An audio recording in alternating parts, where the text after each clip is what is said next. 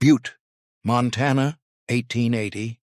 An Irish immigrant stands in a mine shaft 150 feet below the surface. He paid $30,000 for this hole in the ground. Everyone told him he was buying a played-out silver mine. Everyone was wrong. 100 years later, that $30,000 gamble would produce $300 billion in copper. But it would also produce something else. A toxic lake 1 mile wide and 1,500 feet deep. Water so acidic it killed 4,000 migrating geese in a single day. The largest Superfund site in American history. Soil poisoned for generations. A company that controlled an entire state's government, newspapers, and elections for 80 years. The Anaconda Copper Mining Company. The company that ate Montana. Legendary, yes. But the legend leaves out the part where they shut down 80% of Montana's workforce to blackmail the legislature. The part where they owned 9 of 14 major newspapers. The part where underground miners fought hand-to-hand combat with grenades and dynamite. The part where they left behind a pit that must be federally managed forever. Is Anaconda a monument to American industry and innovation? Or a cautionary tale about what happens when a single corporation becomes more powerful than the state it operates in? Which version is the truth? If you enjoy deep dives into American industrial empires and the people who built them, please like and subscribe and tell me in the comments which corporate story I should explore next. Your support helps make these documentaries possible. Chapter 1. The Irish Gambler and the Copper Vein. Before Anaconda meant monopoly, it meant survival. Marcus Daly was born December 5, 1841, in County Cavan, Ireland. 15 years old when he stepped off the boat in New York. No money, no connections, no prospects beyond what his hands could earn. He worked as a ranch hand in California. He logged timber in the Sierra Nevada. He laid railroad track across the desert. Any job that paid, he took it. By the early 1860s, more than 10 years after the gold rush, he found work in the silver mines near Virginia City, Nevada. The Comstock Lode, the richest silver strike in American history. It was there that Marcus Daly learned 2 things. 1, how to identify valuable ore when experienced miners missed it. 2, how to make powerful men believe in your judgment. He met George Hearst in Virginia City. Hearst, the father of newspaper magnate William Randolph Hearst, was already building a mining fortune. Hearst saw something in Daly, a confidence, an instinct for where the metal was hiding. By 1871, Daly had moved to Utah as a mine foreman. By 1876, he was inspecting properties for the Walker Brothers banking syndicate in Salt Lake City. That year, the Walker Brothers sent Daly to Butte, Montana, to inspect a silver mine called the Alice. The town was rough, 10,000 people living in tents and shacks on a hill that produced silver by the ton. Daly bought the Alice for the Walkers and kept a 1/5 interest for himself. He managed it successfully for 4 years. He learned Butte. He studied the geology. He watched which mines produced and which ones failed. And then, in 1880, he heard about a claim for sale. The Anaconda Mine. A shallow shaft owned by an Irish prospector named Michael Hickey. Hickey had named it after a newspaper description of how General Grant's armies surrounded Confederate forces, quote, like a giant anaconda, end quote, during the Civil War. Hickey couldn't afford the machinery to mine below 150 feet. The silver was running out. He needed to sell. Daly sold his stake in the Alice. He contacted George Hearst and 2 of Hearst's partners, James Ben Ali Hagen and Lloyd Tevis. Together, they put up the money. $30,000. Daly bought the Anaconda. The conventional wisdom said the mine was finished. The silver had played out. Move on. But Daly kept digging. He sank the shaft deeper, 200 feet, 300, and then at 300 feet below the surface they hit it. Not silver. Copper.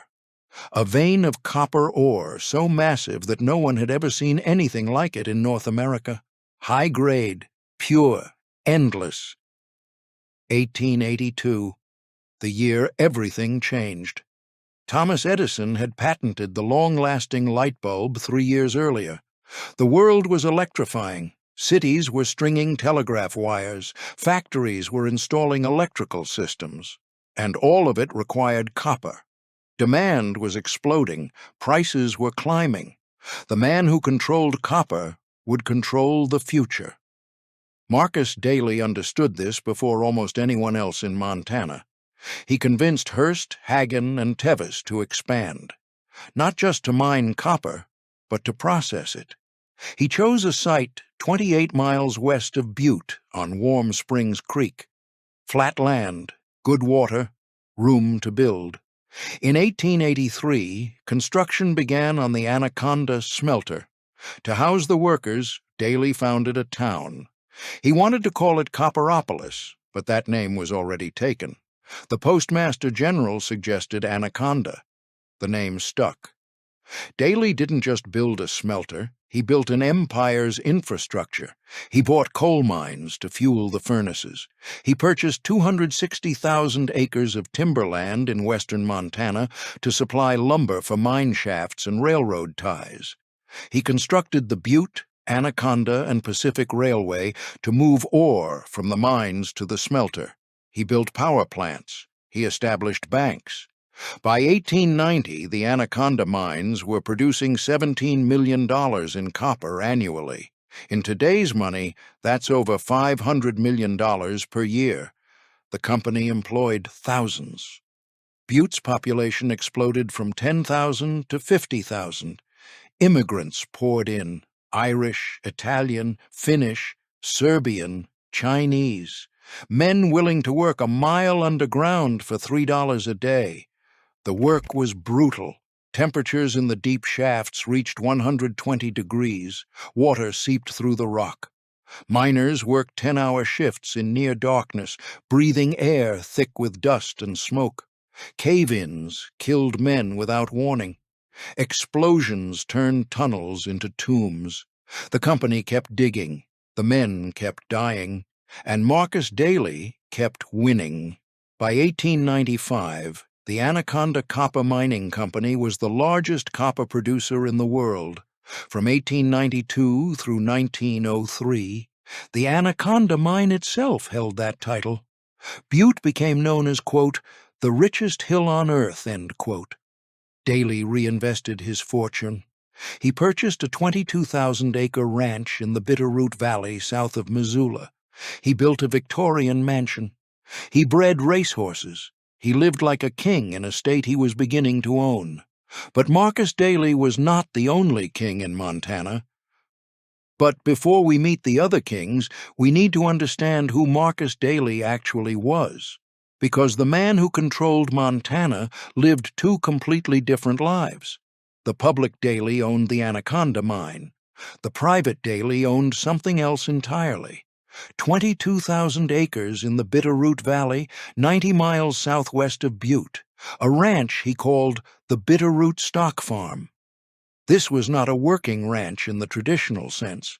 This was where Gilded Age wealth went to play. Daly built a mansion on the property, not the rough-hewn log structures common to Montana ranches. A 26-room Victorian estate with imported Italian marble, hand-carved woodwork from European craftsmen, crystal chandeliers shipped from France. The floors were inlaid hardwood. The ceilings were coffered and painted. The windows were stained glass. The dining room could seat 40 guests. The library held leather-bound first editions. The drawing room had a grand piano that cost more than most Butte miners would earn in a lifetime. This was not Montana architecture. This was Fifth Avenue, transported to the Rockies. But Daly's real passion was horses, thoroughbreds, racing stock. By the 1890s, the Bitterroot Stock Farm had become one of the premier breeding operations in America. Daly imported stallions from England and Ireland. He built training facilities that rivaled Eastern racetracks. He employed jockeys, trainers, stable hands, veterinarians. His horses won races across the country. Tammany, Ogden, Montana. These were not just animals, they were status symbols, proof that a former mine foreman could compete with Vanderbilts and Astors. The ranch required a staff of over 100.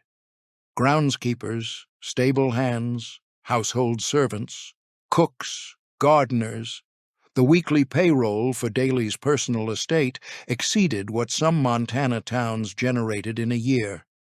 And here is where Marcus Daly becomes impossible to categorize. The same man who lived in a marble mansion also walked the floors of his mines and knew his workers by name. The same man who imported French chandeliers also reduced the mining shift from 10 hours to 8. The same man who bred racehorses for sport also personally trained young Irish immigrants in the mining trade. His workers loved him for it. When Daly died in 1900, thousands of Butte miners attended his funeral. They wept openly. Many considered him a father figure.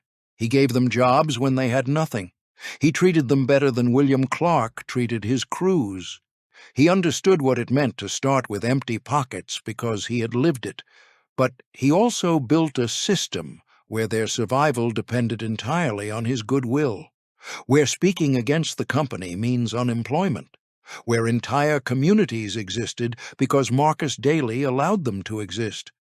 Was he a benevolent employer? Yes. Was that benevolence a form of control? Also, yes. The Bitterroot Stock Farm still stands today. The mansion is a museum. Visitors walk through rooms where copper wealth bought European elegance. They see the stables where champion horses were bred. They learn about the man who built an empire and lived like royalty while maintaining the loyalty of men who would never own land. The question the museum doesn't answer: can you exploit labor and still care about the laborers?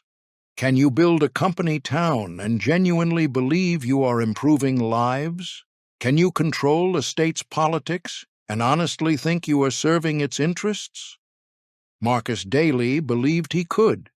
Whether that makes him visionary or delusional depends on which story you choose to believe. Chapter 2. The War Begins. 1889. Montana achieves statehood. Two men immediately begin fighting for control. Marcus Daly, Irish, Catholic, Democratic, a man who started as a laborer and built an empire on instinct and nerve. William Andrews Clark, Pennsylvania-born, Protestant, Republican, a man who made his first fortune selling supplies to miners during the gold rush, then moved into banking, then copper. Both men were ruthless. Both men were wealthy beyond measure. Both men wanted the same thing: political power. The first battle was over newspapers. Daly understood that in a democracy, whoever controls the information controls the outcome. In 1889, he invested $30,000 to establish the Anaconda Standard.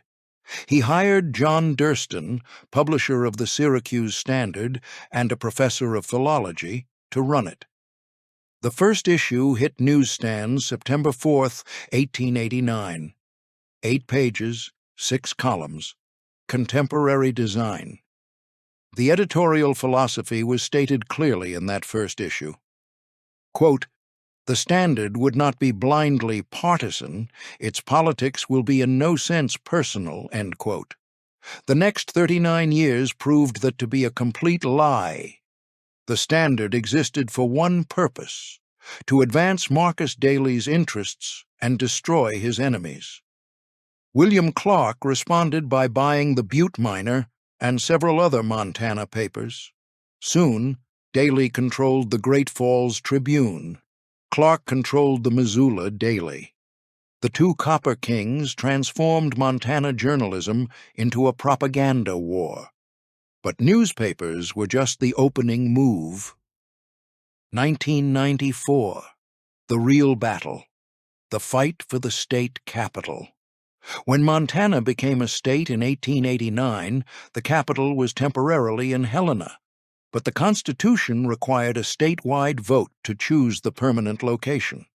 3 cities competed initially: Helena, Anaconda, Bozeman. Bozeman was eliminated in the first round. The final vote came down to 2 choices: Helena, supported by William Clark; Anaconda, the town Marcus Daly had built. What followed was the most expensive and corrupt election in Montana history up to that point. Daly opened Anaconda for capital clubs across the state and turned them into social centers. Free beer, free food, entertainment. He spent money like it was infinite, because to him it essentially was. He plastered the state with propaganda. Anaconda's supporters portrayed Helena as a center of greed and elitism while promoting Anaconda as the working man's choice.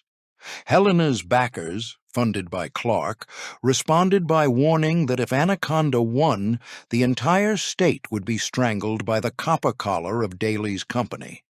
That term, copper collar, became Montana's metaphor for corporate control. To wear a copper collar meant you were owned by Anaconda. It was the ultimate political insult. The campaigns turned vicious. Daly's Standard ran cartoons depicting Helena as a den of corruption. Clark's Miner portrayed Anaconda as Daly's personal fiefdom. Both sides engaged in vote-buying. Both sides used intimidation. Both sides knew the stakes. Control of the capital meant control of the legislature. Control of the legislature meant control of Montana's future. Only 52,000 men could vote. By the time the election ended, Clark had reportedly spent $500,000. Daly had spent more than $2.5 million. That's $56 per voter. In today's money, $1,356 per vote. Helena won. 27,028 to 25,118. The numbers don't tell you what the campaign actually looked like, what it felt like to live in Montana during the capital fight, what it meant when 2 Copper Kings turned democracy into a bidding war. The Anaconda for capital clubs were not subtle. Daly rented buildings in every town that mattered. He hired staff. He stocked them with free beer from his own breweries, free whiskey, free food. He brought in musicians. He organized rallies. He created social centers where working men could gather, drink, and be reminded that Marcus Daly understood them. The clubs became gathering places, not just political operations, but community centers. Men brought their sons. They celebrated holidays there. They felt like they belonged to something larger than themselves. And when election day came, they voted for Anaconda because Anaconda had given them a place to belong. Daly's newspapers ran cartoons showing Helena as a den of bankers and lawyers, corrupt men in top hats counting money while honest workers starved. The message was clear. Helena represented Eastern elites. Anaconda represented Montana's working class. It was brilliant propaganda. It was also completely dishonest. Marcus Daly was wealthier than anyone in Helena, but he was Irish. He was Catholic. He had started as a laborer, and in the immigrant communities of Montana, that identity mattered more than his bank account. Clark's campaign fought back with equal dishonesty. His newspapers portrayed Anaconda as Daly's personal fiefdom. They warned that if the capital moved to Anaconda, the entire state government would become an extension of the Copper Company. that legislators would meet in buildings Daly owned, eat in restaurants Daly controlled, read newspapers Daly printed. They were not wrong. That is exactly what Daly intended. Clark poured money into Helena's campaign. He funded rallies. He bought advertisements. He paid organizers to canvass the state. Both sides engaged in vote buying. A miner's vote could be purchased for $5. A farmer's vote cost $10. In some counties, entire blocks voted as they were paid to vote. Neither side pretended this was democracy. This was a transaction. Daly and Clark were buying a state capital the same way they bought mines. When the votes were counted, Helena had won by less than 2,000 votes out of 52,000 cast. If Daly had spent another $100,000, if he had bought another 500 votes in the right counties, Anaconda would have won. The morning after the election, the Anaconda Standard ran a front-page editorial accusing Helena of fraud. The Butte Miner ran an editorial accusing Daly of trying to steal the election. Neither paper provided evidence, neither needed to. Their readers believed what they were told to believe. Marcus Daly had lost, but he had learned something valuable. Elections in Montana could be bought. Newspapers could shape reality. And if you controlled enough of both, you could eventually win everything that mattered. He would not lose another major political fight for 20 years. Chapter 3. The Company Town. While Daly and Clark fought over the capital, Daly was building something that would outlast any election. A town designed from the ground up to serve a single purpose: processing copper ore, and controlling the people who processed it. Anaconda, Montana. Population in 1883, 0. Population by 1900, 9,500, all of them dependent on a single company for survival. The town was not an accident. It was engineered. Daly hired architects and urban planners. He laid out streets in a grid. He designated zones for residential, commercial, and industrial use. He built the infrastructure before the people arrived: water lines, sewer systems, electric streetlights. Anaconda had electricity before most Montana towns had glass windows. This was cutting edge for 1883. Most Western towns grew organically, haphazard, chaotic. Anaconda was planned, controlled, efficient. The smelter itself was the largest non-ferrous processing plant in the world, 5 stories tall, built from brick and steel. The technology inside was revolutionary for its time. Multiple furnaces could process different grades of ore simultaneously. The systems for extracting copper from raw rock were more advanced than anything operating in the eastern United States. The smelter required constant fuel. Daly's coal mines supplied it. The smelter required constant timber for structural supports. Daly's forests supplied it. The smelter required transportation. Daly's railroad supplied it. Everything the smelter needed, the company owned. For workers, Anaconda offered something Butte did not: stability. In Butte, miners lived in tents and boarding houses. In Anaconda, the company built houses, small, wooden, identical, but they had foundations. They had roofs that did not leak. They had stoves that worked. The company charged rent, but the rent was reasonable. A smelter worker earning $4 a day could afford a company house and feed a family. It was not luxury. It was survival. And for men who had known neither in Ireland or Italy or Serbia, survival felt like progress. The company built a hospital, the Anaconda Company Hospital, staffed by company doctors, funded by small deductions from worker paychecks. If you were injured at the smelter, you were treated there. If your child became sick, the company doctors saw them. The care was basic, but it existed. In most mining towns, an injured worker was simply left to die or recover on his own. The company built schools. Company-funded teachers educated workers' children.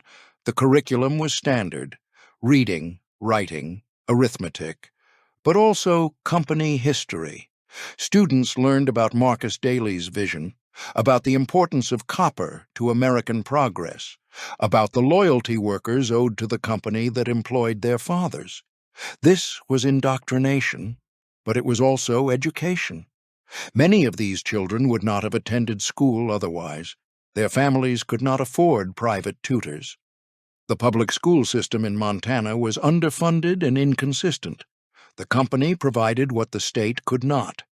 The commercial district was carefully managed. The company did not own the stores, but it controlled who could open them.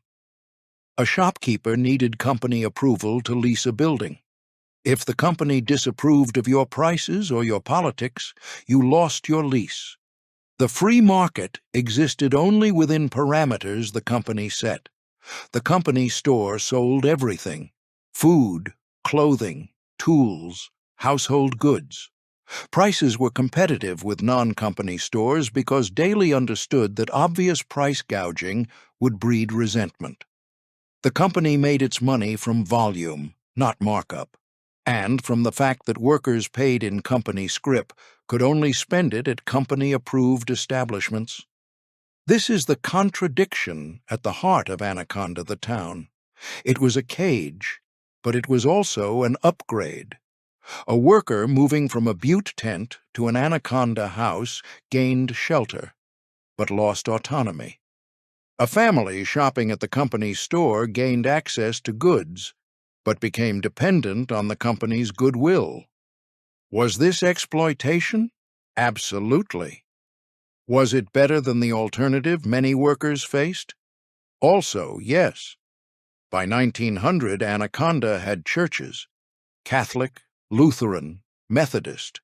The company donated land for their construction. Workers built them with their own labor. The churches operated independently. But everyone understood the reality. If the smelter closed, the churches would empty. If the company left, the town would die. Real estate in Anaconda was a strange market. Lots were cheap. A worker could buy a quarter acre for $50. But the value was entirely dependent on the smelter's operation. If copper prices dropped, property values collapsed.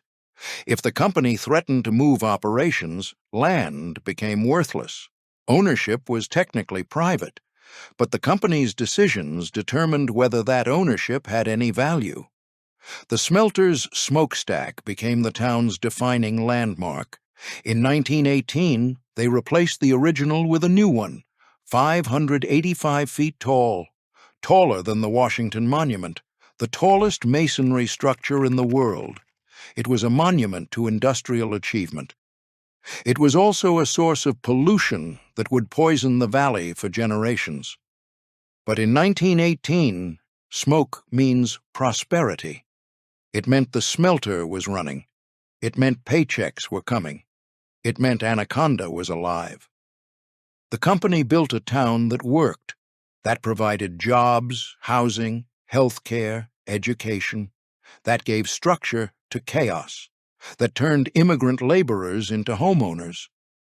The company also built a town where every aspect of life was monitored and controlled, where dissent meant unemployment, where the company's interests were inseparable from the community's survival. Anaconda, the town, was Marcus Daly's masterpiece, a proof of concept. If you control employment, housing, commerce, and information, you can shape an entire community to serve your vision. The workers were better off than they would have been elsewhere, and they were trapped in a system that gave them no alternative. This is what a company town actually means: not slavery, not freedom, something in between that resists easy judgment. Chapter 4. The Sale and the Standard, 1899. Marcus Daly made a decision that would reshape Montana for the next century. He sold the Anaconda Copper Mining Company to two men, William Rockefeller and Henry Huddleston Rogers, top executives of the Standard Oil Company, not John D. Rockefeller himself, but men who ran his empire. The sale price, $39 million. Daly had turned a $30,000 investment into a $39 million payday in 19 years. But that wasn't the real story. The real story was what Standard Oil intended to do with Anaconda. They renamed it Amalgamated Copper Company, a holding company designed to consolidate and monopolize the American copper industry. Amalgamated immediately began acquiring competitors. The Boston and Montana Company, Montana's second-largest copper producer. The Butte and Boston Mining Company, smaller operations across the state. The plan was simple: control Montana's copper, control copper prices, control the market. Marcus Daly stayed on to run operations. He was 58 years old, wealthy, powerful, at the peak of his influence. And then, on November 12, 1900, he died. Cirrhosis of the liver, a death common among the men who built fortunes in Butte's saloons and boardrooms. His death left Amalgamated fully in control, and Amalgamated had ambitions that extended beyond mining. By 1920, the company owned 9 of Montana's 14 major daily newspapers: the Anaconda Standard, the Butte Post, the Butte Miner, the Daily Missoulian, the Helena Independent, the Billings Gazette, and more. For the next 40 years, journalists working at these papers could write nothing that conflicted with company interests, nothing critical of mining practices, nothing that questioned environmental damage, nothing that exposed worker deaths or political corruption. Editors killed stories, reporters self-censored. The newspapers became propaganda arms of the Copper Company. The term copper collar now applied to the entire state. To suggest a politician wore a copper collar could cost them the election, but refusing to wear one could cost them everything else. The company controlled employment. They controlled credit at company banks. They controlled the economy. Montana had become a company state. But here is what that actually meant for the people who lived in it. For a miner in Butte or a smelter worker in Anaconda, the company's dominance created a kind of stability that was rare in the American West. Work was consistent. Paychecks arrived on schedule. The company operated year-round, not seasonally like agriculture or sporadically like prospecting. A man who showed up on time and did his job could plan a future. The company banks offered loans that Eastern banks would not. A worker could borrow money to buy a house, to start a business, to send a son to college. The interest rates were fair. The company wanted workers to succeed enough to stay, but not enough to leave. The schools the company funded produced teachers, engineers, accountants. The hospitals trained nurses and doctors. The infrastructure the company built, the roads and rail lines and power plants, created opportunities beyond mining. Montana's middle class, such as it was, existed largely because Anaconda paid wages that made middle-class life possible, and the political stability, as strange as it sounds, had benefits. While other Western states cycled through boom and bust, wild corruption followed by reformist overreach, Montana had consistency. The company wanted predictable laws, reliable infrastructure, and minimal disruption. For businesses that were not competitors, this created an environment where long-term planning was possible. This does not excuse the control. It does not justify the silencing of dissent or the manipulation of democracy. But it explains why so many Montanans accepted it. The copper collar was oppressive. It was also the rope that kept them from falling. And then a new player entered the game, a man who would push the company to its limits. Chapter 5. Heinze and the Great Shutdown. 1894. A 20-year-old engineer named Frederick Augustus Heinze arrived in Butte from Brooklyn, New York. Columbia University educated, German immigrant family, $50,000 inherited from his recently deceased father. Heinze was brilliant, he was fearless, and he understood something that would make him both rich and hated. The law of the apex. The General Mining Act of 1872 included a provision. If a vein of ore outcropped on your property, you could follow that vein underground wherever it went, even if it went beneath someone else's claim. Heinze exploited this law with ruthless precision. He would buy small parcels of land on Butte Hill, sink a shaft, claim to have found a vein that originated on his property, then follow that vein straight into Amalgamated's richest mines. When Amalgamated protested, Heinze tied them up in court. He employed up to 30 lawyers at a time, cultivated relationships with judges, and made sure individuals sympathetic to his position were appointed to the bench in Butte. He won case after case. But Heinze's real genius was understanding the miners. He reduced their working day from 10 hours to 8. For this, they considered him a hero. While Amalgamated squeezed every ounce of profit from the men underground, Heinze positioned himself as their champion. In 1902, Heinze incorporated the United Copper Company with authorized capital of $80 million.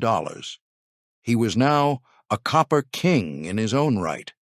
One of three, alongside the memory of Marcus Daly and the empire of William Clark. 1903. The breaking point. Heinze's miners followed a vein from the Rarus mine, which Heinze owned, into an Amalgamated property. Before Amalgamated could stop them, Heinze extracted 100,000 tons of high-grade copper ore. What happened next can only be described as underground warfare. Heinze's crews and Amalgamated's crews fought hand-to-hand in tunnels a mile beneath Butte. They threw grenades. They set off dynamite to collapse passages. They spread caustic slaked lime to make shafts unbreathable. They burned rubber to smoke each other out. They fired high-pressure hoses at opposing miners. They caved in entire sections of mines to destroy evidence and block access. The violence was never fully prosecuted. The deaths were never fully counted. Amalgamated went to court. A Butte judge named William Clancy, widely believed to be in Heinze's pocket, ruled in Heinze's favor repeatedly. Amalgamated could not win in Butte's courts. Montana had no change of venue law. They were trapped. So Amalgamated did something extraordinary. October 22, 1903. The company shut down every mine, every smelter, every operation in Montana. Overnight, 80% of Montana's workforce was unemployed. 20,000 men out of work. Butte's economy collapsed. The message was clear. Pass a change of venue law, or we will destroy this state. The newspapers the company owned supported the shutdown. The Anaconda Standard called Judge Clancy's rulings absurd and preposterous. They published cartoons showing Clancy snuffing out the candle of Butte's prosperity. They blamed Heinze for the suffering. On October 26, 1903, Heinze stood on the steps of the courthouse on Granite Street and delivered a speech to a crowd estimated at more than 10,000 people. He called out the company. He called out Standard Oil. He positioned himself as the defender of Montana against Eastern monopolists. The speech may have saved his life. The crowd loved him, but it didn't save his empire. Montana's governor, pressured by business leaders, bankers, and politicians, all dependent on the company, called a special session of the legislature. The company was so confident the legislature would pass the change of venue law, they demanded that they ended the great shutdown before the session even began. The law passed. Heinze lost his legal advantage. His reign as an independent copper king was over. In 1906, Amalgamated offered to buy Heinze out, $12 million for his Butte interests. Heinze took the deal and moved to New York. He tried to corner the copper market in 1907 and triggered the Panic of 1907, one of the worst financial crises in American history. He died in 1914 at age 44, cirrhosis of the liver, just like Marcus Daly. Amalgamated, now renamed Anaconda Copper Mining Company in 1915, had won. There were no more copper kings. There was only the company, and the company owned Montana. Chapter 6. The Company State. 1915 to 1959, the era of total control. The Anaconda Company was not just the state's largest employer, it was the state's economic foundation. Tens of thousands of jobs, millions in tax revenue, supply contracts that supported hundreds of businesses. When Anaconda was profitable, Montana thrived. When Anaconda struggled, Montana suffered. This dependency gave the company power that went beyond economics. By the 1920s, the company's newspaper empire was complete. 9 of 14 major dailies, from the Anaconda Standard to the Helena Independent to the Billings Gazette. Reporters understood the rules. Don't criticize the company. Don't investigate worker deaths. Don't expose environmental damage. Don't question political influence. The system was sophisticated. Editors didn't need explicit orders. They understood what stories to kill. Reporters self-censored. Sources who talked to outsiders found themselves unemployed. The copper collar was invisible but absolute. The company didn't need to rig elections. They funded candidates who supported their interests. They mobilized workers to vote. They used the newspapers to destroy opponents. When a politician proved troublesome, the company ensured they didn't get re-elected. In 1903, Anaconda voters had elected a socialist mayor, treasurer, police judge, and 3 councilmen. It was the Socialist Party of America's first victory west of the Mississippi. The company tolerated it initially, but when the socialists threatened to implement reforms, the company moved. City workers refused to cooperate with the new mayor. The company began firing socialists. The party couldn't function without economic support. Within a few years, the socialist gains had evaporated. The message was clear. Challenge the company, lose your livelihood. This was Montana's reality for nearly half a century. A single corporation more powerful than the government it theoretically answered to. But the company wasn't just controlling politics. It was transforming the landscape. Chapter 7. Where the Money Went. The fortunes made in Butte were not spent in Butte. William Clark built a mansion on Fifth Avenue in Manhattan, 121 rooms, completed in 1911 at a cost of $7 million. In today's money, roughly $200 million. Clark filled it with RT, paintings by Rembrandt and Reynolds, sculpture by Rodin, Persian rugs worth more than Montana ranches, a private concert hall with a pipe organ. His art collection eventually funded the Corcoran Gallery in Washington, D.C. When he died in 1925, his estate was valued at over $200 million, all of it built on copper pulled from the ground by men earning $3 a day. Marcus Daly's wealth manifested differently. His Bitterroot stock farm was his palace.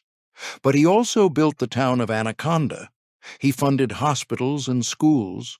When Daly died in 1900, his widow Margaret became one of Montana's most prominent philanthropists. The contrast was not subtle. A Butte miner in 1900 lived in a one-room shack with a dirt floor. He earned $1,000 a year if he worked every day. William Clark's Fifth Avenue mansion cost 7,000 times what a miner earned annually. The art in Clark's drawing room was worth more than every miner in Butte would collectively earn in their lifetimes. And yet, some of that wealth returned to Montana. The Clark Mansion in Butte is now a museum. The Daly Mansion in the Bitterroot is a historic site. The libraries and hospitals they funded still operate. Does that balance the extraction? No. Does it complicate the narrative? Yes. The copper palaces remind us that industrial empires created genuine art, culture, and infrastructure alongside exploitation. That wealth concentrated at the top sometimes trickles down, but it trickles through systems designed to ensure it never threatens the concentration. Chapter 8. The Richest Hill and What It Cost. Butte at its peak was unlike any place in America. By 1920, the population had reached 100,000. It was the largest city between Chicago and San Francisco. The mines ran 24 hours a day. Shifts changed every 8 hours. The town never slept. Underground, the Anaconda Company had sunk shafts more than a mile deep, 5,285 feet below the surface, the deepest mines in North America.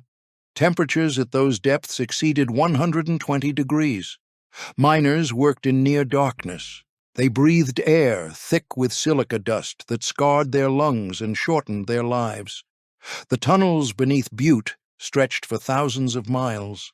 A labyrinth of passages, shafts, and chambers carved into the rock. Water seeped constantly.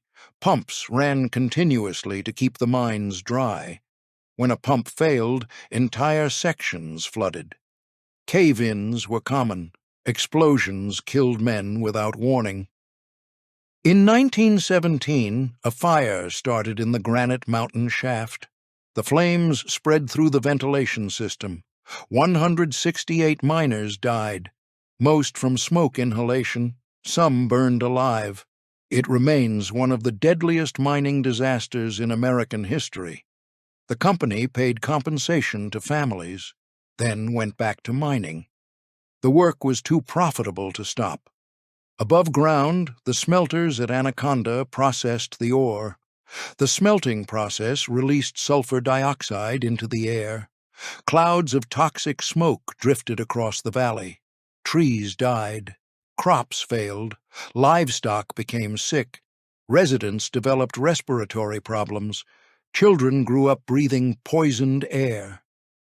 In 1919, the company built a new smelter at Anaconda. The centerpiece was a smokestack 585 feet tall, taller than the Washington Monument, the tallest masonry structure in the world. The stack was designed to disperse the smoke higher into the atmosphere, spreading the pollution over a wider area rather than concentrating it locally. This was considered progress. The stack became a landmark, a symbol of industrial might. Tourists took photographs. The company printed postcards. Look what we built. Look what we can do. What they didn't show was the arsenic in the soil, the lead in the water, the dead zones where nothing grew, the lung disease rates in Butte and Anaconda that far exceeded national averages. By mid-century, the company had extracted more than 20 billion pounds of copper from Butte Hill. The ore was high grade in the early years. As the decades passed, the grades dropped. The easy copper was gone. To maintain production, the company had to dig deeper, process more ore, expand operations. In the 1950s, they decided surface mining was more efficient than underground tunnels. They began planning the Berkeley Pit. Chapter 9. The Pit Opens, 1955. The Anaconda Company began digging what would become one of the largest truck-operated open-pit mines in the United States, the Berkeley Pit, named after a neighborhood that had to be destroyed to make room for it. The concept was simple. Instead of tunneling underground to follow veins of ore, Just remove everything, dig a giant hole, extract all the copper-bearing rock, process it above ground. The pit grew rapidly. Massive trucks hauled ore up spiral roads carved into the sides. Explosives shattered the bedrock. Day and night, the pit expanded. Deeper, wider, consuming neighborhoods, swallowing streets, erasing communities. The McQueen neighborhood stood directly in the path. Homes were condemned, families were relocated, buildings were demolished. The pit kept growing. By 1960, the Berkeley Pit was half a mile wide and hundreds of feet deep. By 1970, it was a mile wide. By 1982, it measured 1.5 miles long, 1 mile wide, and 1,780 feet deep. For 27 years, the pit produced copper. Millions of tons of ore were extracted. The company made billions. But to keep the pit dry, they had to pump water continuously. Groundwater seeped in from surrounding aquifers. The pumps pulled 40 million gallons a day from the nearby Kelly mine, located 3,800 feet below the surface. As long as the pumps ran, the pit stayed dry. The economics of copper are volatile. Prices rise and fall with global demand.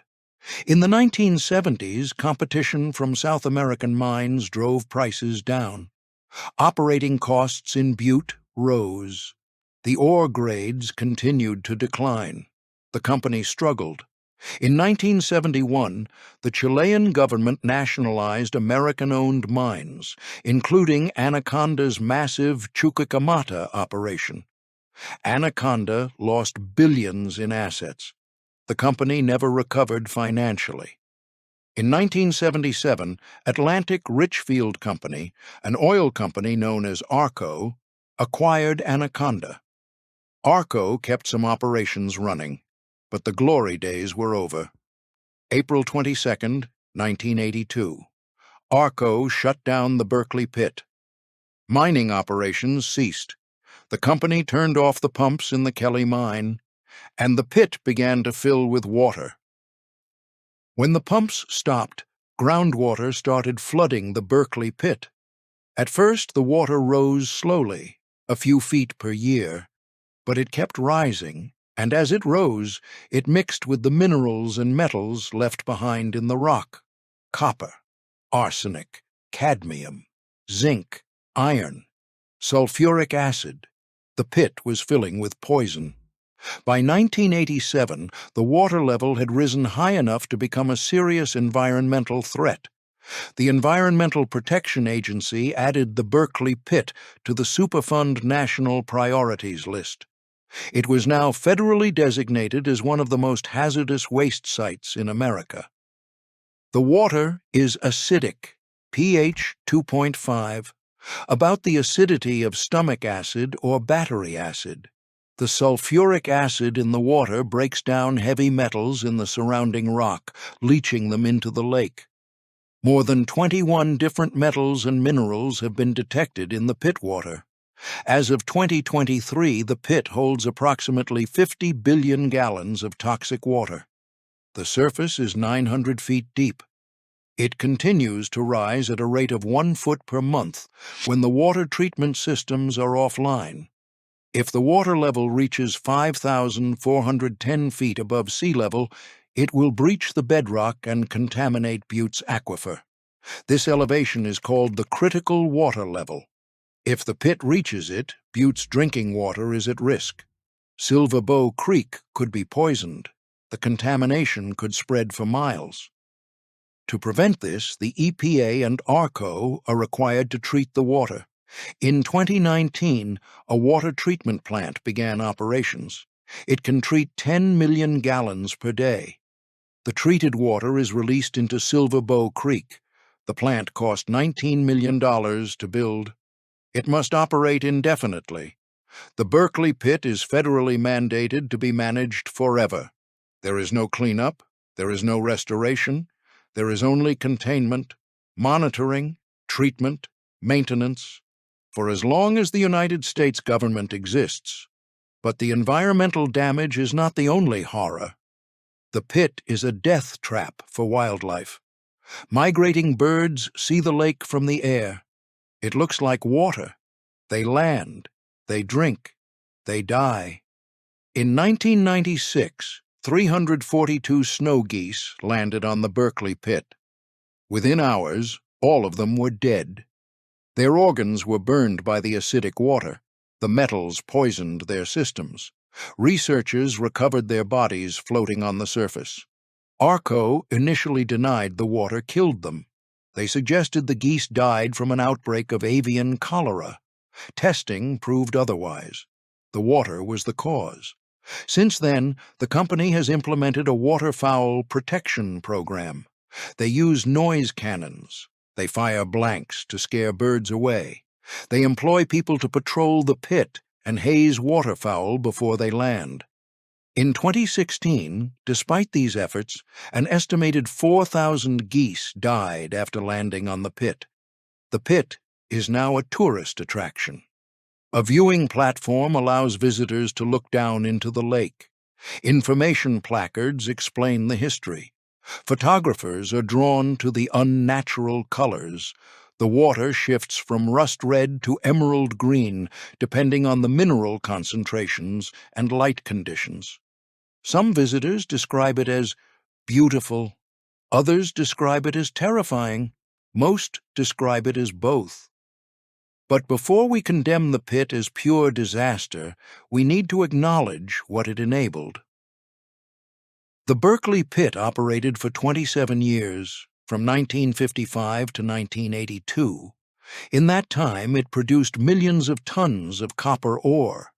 That copper became electrical wire, circuit boards, and the infrastructure for telecommunications networks, computer systems, and power grids. The copper from the Berkeley Pit is inside the device you are using to watch this. It is in the walls of your house, in the car you drive, and in the hospital equipment that saves lives. Modern civilization runs on metal extracted from places like the Berkeley Pit. The workers who operated the pit earned union wages that supported families. They bought homes, sent children to college, and built lives that would have been impossible in the industries their fathers worked. Strip mining was dangerous, but it was safer than underground tunneling. The fatality rate dropped, and the injury rate improved. The company that opened the pit created thousands of jobs in an era when Montana had few alternatives. When the pit closed in 1982, Butte's economy collapsed. The population dropped by more than half. People who had built careers in mining found themselves unemployed in middle age with skills the modern economy did not value. This is not an argument that the environmental damage was acceptable. It was not. The Berkeley Pit represents a catastrophic failure to account for long-century consequences, but it is a reminder that the pit was not opened by villains who wanted to poison Montana. It was opened by a company trying to remain competitive, by workers who needed jobs, and by a community that depended on mining for survival. The tragedy is not that anyone intended this outcome. The tragedy is that in the industrial logic of mid-century America, this outcome was inevitable. We wanted the copper. We got the pit. We cannot have one without the other. The Berkeley Pit is what remains when a company extracts everything of value and leaves before the bill comes due. Chapter 11. The Superfund and the Responsibility. Silver Bow Creek/Butte area is the official name of the Superfund site. 120 square miles, multiple operable units, contaminated groundwater, poisoned soil, tailings piles, smelter waste, mine shafts, and the Berkeley Pit. The EPA's cleanup efforts began in the 1980s. They continue today. The cost has exceeded hundreds of millions of dollars. The work will never be finished. Under Superfund law, Potentially responsible parties are liable for cleanup costs. For the Butte site, the responsible parties are ARCO and Montana Resources, a mining company that continued operations after ARCO acquired Anaconda. In 2002, the U.S. EPA, the Montana Department of Environmental Quality, ARCO, and Montana Resources entered into a consent decree. The agreement outlines cleanup obligations, water treatment, groundwater monitoring, soil remediation, waterfowl protection, and public education. The consent decree requires ARCO and Montana Resources to reimburse the EPA and the state for past costs and pay for future oversight.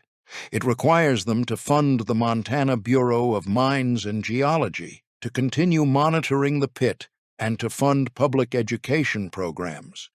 But here's the reality. ARCO is now owned by BP, British Petroleum, one of the largest corporations in the world. Montana Resources is a regional mining company. Neither entity is the Anaconda Copper Mining Company, which was dissolved decades ago. The people who made the decisions that created the Berkeley Pit are dead. The executives who ran Anaconda when it was dumping arsenic into the soil are gone. The shareholders who profited from a century of copper extraction have long since cashed out. What remains is a lake that will be toxic for thousands of years, a cleanup that will cost billions, a community that lives next to a permanent environmental disaster. And the question no one can answer: who truly pays? The federal government pays through EPA funding. Montana taxpayers pay through state contributions. ARCO pays through settlements that amount to a fraction of the profits Anaconda generated. Future generations will pay through contaminated land they inherit. The Anaconda Company produced an estimated $300 billion worth of copper in its lifetime. In 1999 dollars. Adjust for inflation, and the figure climbs higher. The cleanup costs will never reach that number. But the environmental damage can't be measured in dollars. The health effects can't be quantified. The loss of land use can't be undone. Superfund sites don't get cleaned up, they get managed. And management requires eternal vigilance. The Berkeley Pit must be monitored forever. The water must be treated forever. The risk must be controlled forever. This is the true legacy of Anaconda, not the copper, not the wealth, not the political power, but the poison. Chapter 12. The Newspapers Sold and the Silence Broken, 1959. The Anaconda Company sold its newspaper empire to Lee Enterprises for $20 million. After 40 years of controlling Montana's news, the company let go. Why? The official reason: the newspapers were no longer profitable enough to justify keeping them. The real reason: the company's political power was waning. Television was replacing newspapers as the primary news source. Federal antitrust scrutiny was increasing. The newspapers had become a liability. When Lee Enterprises took over, Montana journalism changed overnight. Stories that had been suppressed for decades could finally be told. Investigations into mining deaths were published. Environmental damage was documented. Political corruption was exposed. The Anaconda Company's control over information had been so complete that many Montanans didn't realize how much had been hidden. Mine safety violations, worker injury rates, pollution levels, political bribes, all of it had been edited out of the public record for 40 years. Journalists who had worked under the copper collar described the relief and the guilt. Relief that they could finally report the truth. Guilt that they had participated in the silence. But even after the newspapers were sold, the company's influence remained. Anaconda was still Montana's largest employer. Politicians still courted company support. communities still depended on mining jobs. The copper collar was loosened, not removed. Through the 1960s and 70s, the company continued operations. But the world was changing. Environmental regulations were tightening. The Clean Air Act, the Clean Water Act, the creation of the EPA in 1970. Companies could no longer dump waste without consequences. The Chilean nationalization in 1971 devastated Anaconda financially. The company had invested billions in South American operations. When those assets were seized, the losses were catastrophic. Anaconda never recovered. Arco's acquisition in 1977 was not a merger of equals. It was a rescue. Arco bought a struggling company with valuable assets and massive environmental liabilities.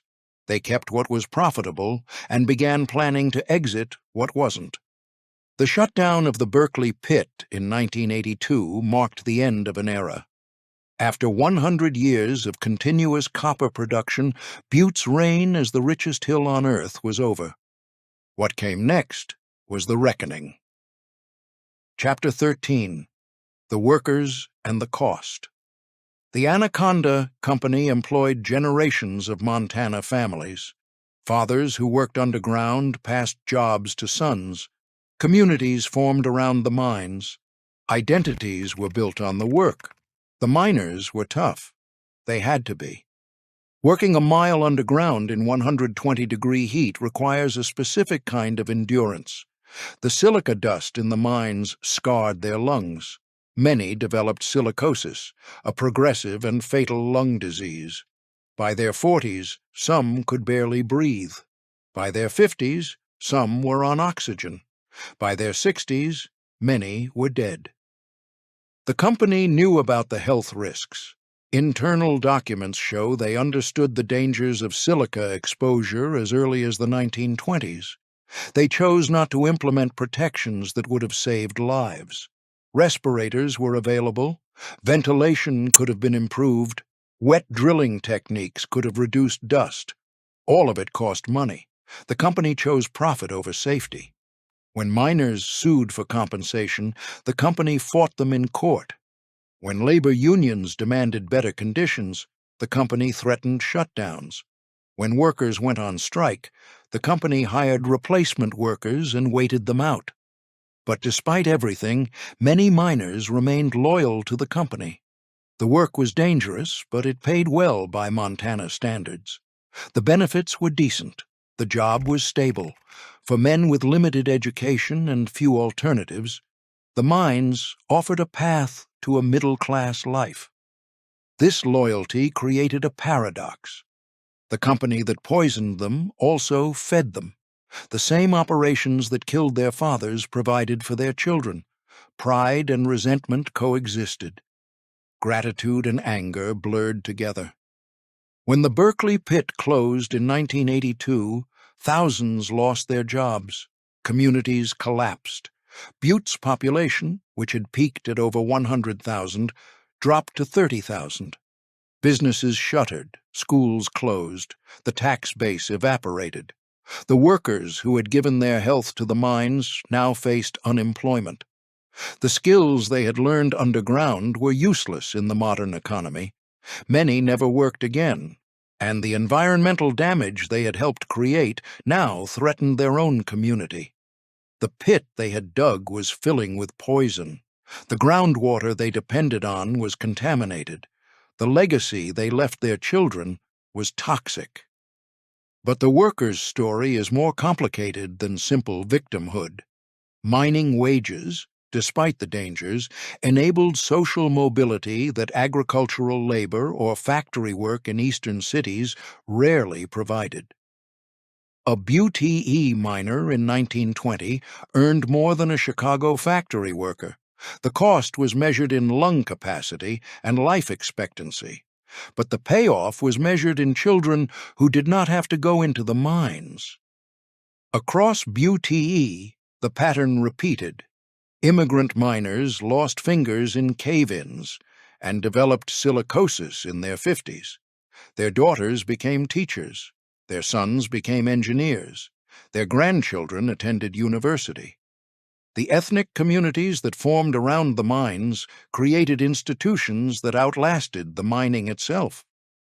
Finnish sauna culture, Slovenian social clubs, Irish fraternal organizations. These were spaces where workers controlled their own culture. Women in mining communities carried burdens that rarely appear in company records. They managed households on unpredictable wages. They took in boarders. They raised children in toxic environments while husbands worked underground. They buried sons and husbands killed in accidents the company called unavoidable. But they also built social networks that sustained communities through strikes and shutdowns. The paradox cuts both ways. The company exploited workers. The workers built lives anyway. The company poisoned the environment. The workers took pride in the work. The company controlled politics. The workers voted for company-backed candidates because those candidates promised to keep the mines open. This is not false consciousness. This is survival. When your choices are work for the company or starve, you work for the company.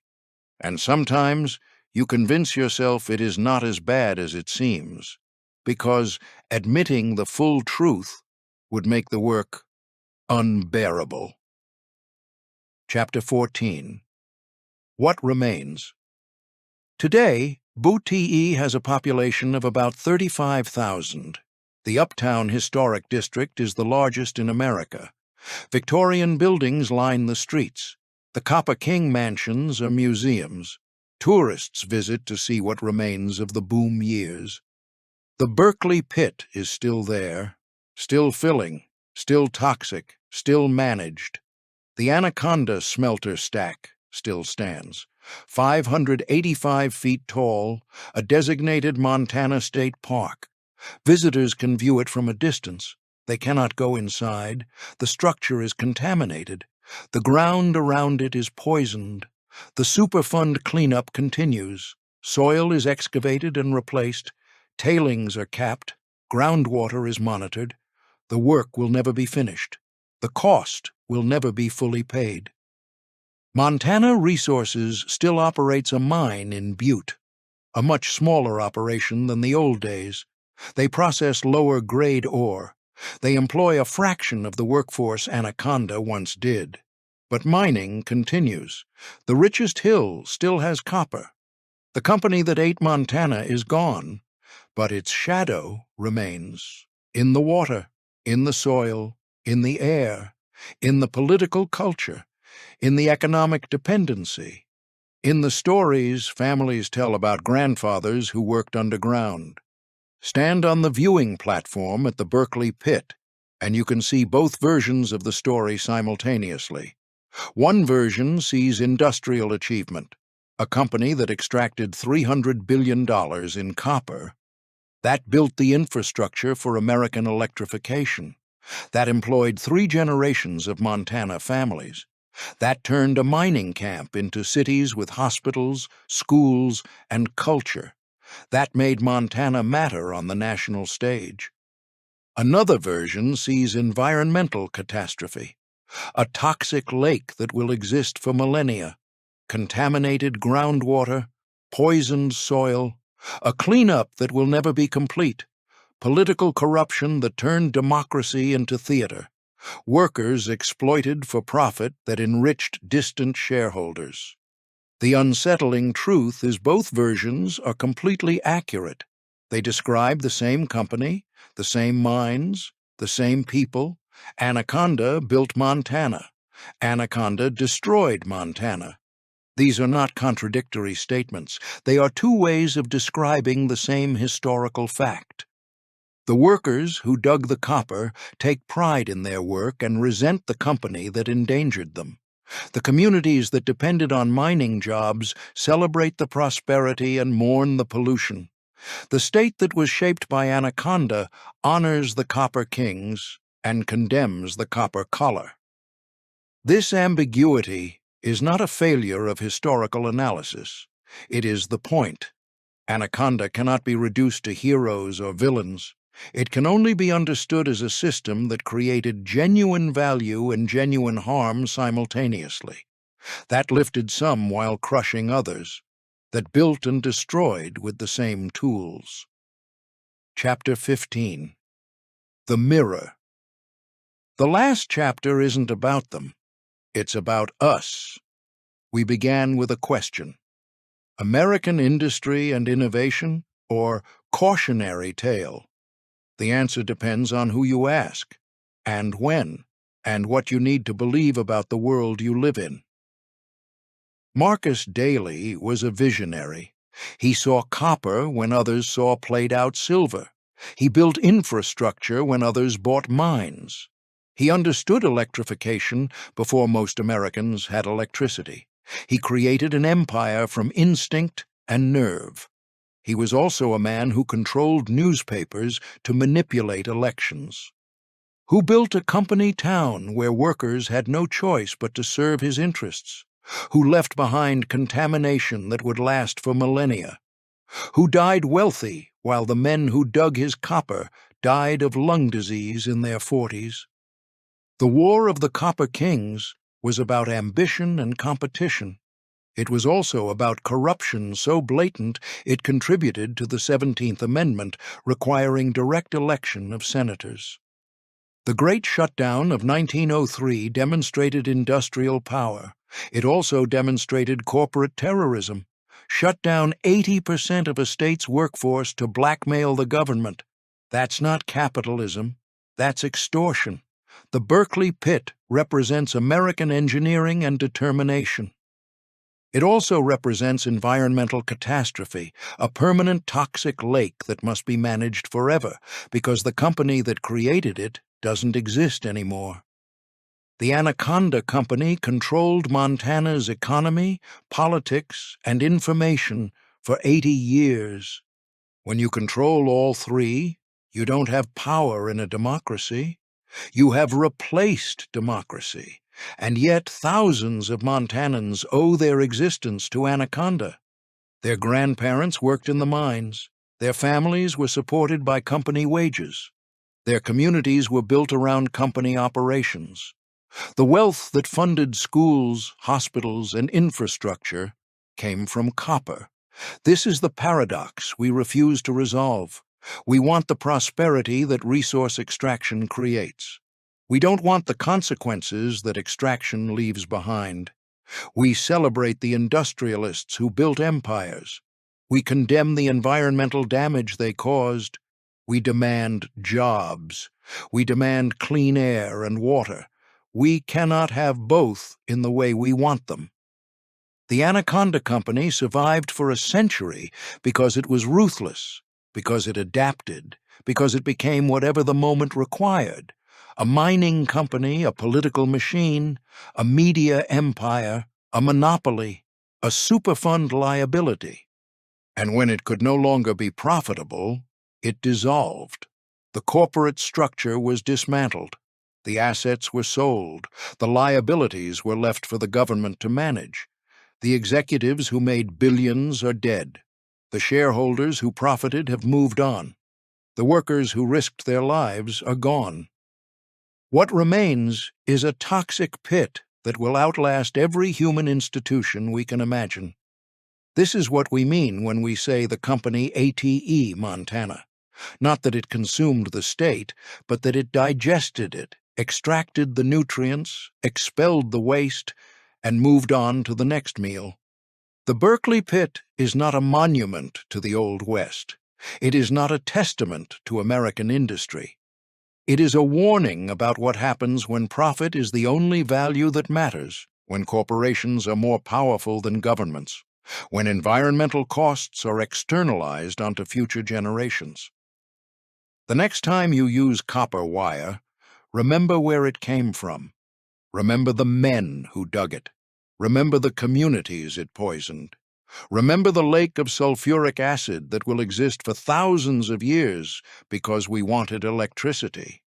This is not a story about villains.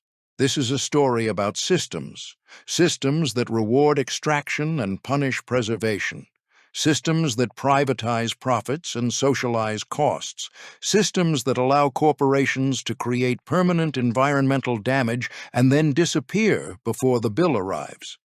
So here is the question the Berkeley Pit asks. Not the question about Anaconda, the question about you. You live in a world built on copper, the device in your hand, the wires in your walls, the infrastructure that makes modern life possible. Someone had to dig that copper. Someone's lungs had to scar.